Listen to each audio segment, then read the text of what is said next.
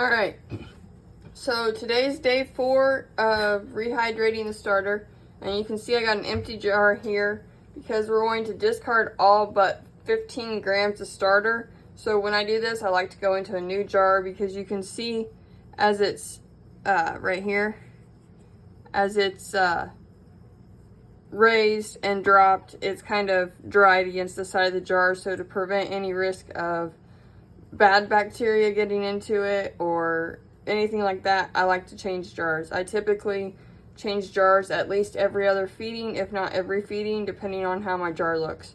So you can tell that it's got some bubbles in there. Trying to keep it where you can see in the light.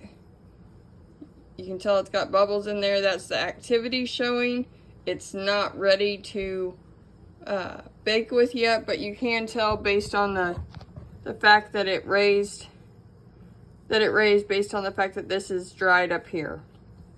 So I've got my scale. We're going to stir this just to make sure we incorporate everything together. We don't end up with any good stuff on the bottom.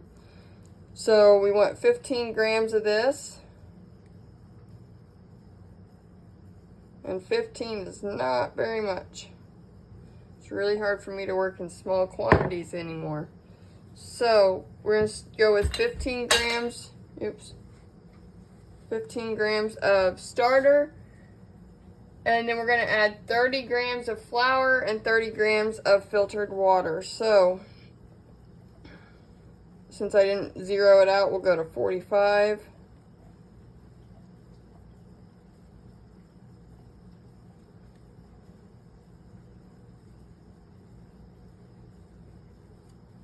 And it looks like I need a little bit more flour.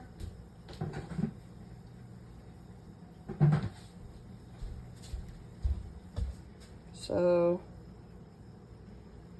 there's 45.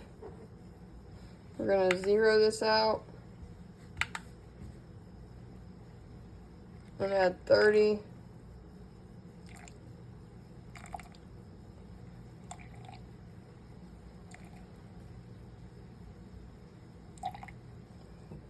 And I like to use wide mouth jars if I'm going to use a pint jar or a quart jar, just because they're easier to clean. They have straight sides, so it's really easy to scrape the sides of your jar.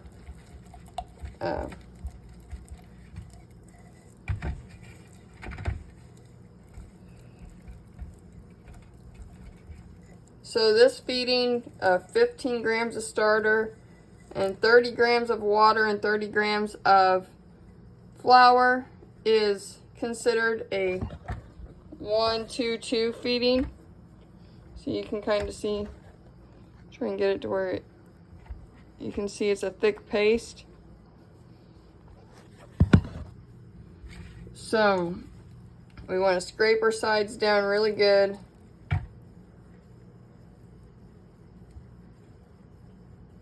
Put all that in there. And then you want to grab a permanent marker so you can tell if it doubles or not. You want to grab a permanent marker and mark the side of it. I'll show you here real quick. You can see I marked the side there where the top of it is. That way you can tell whether it doubled or not. It's not as imperative for here on day 4, but on day 7 that will be important.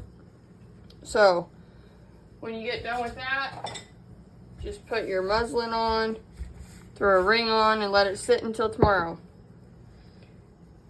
So I will see you tomorrow.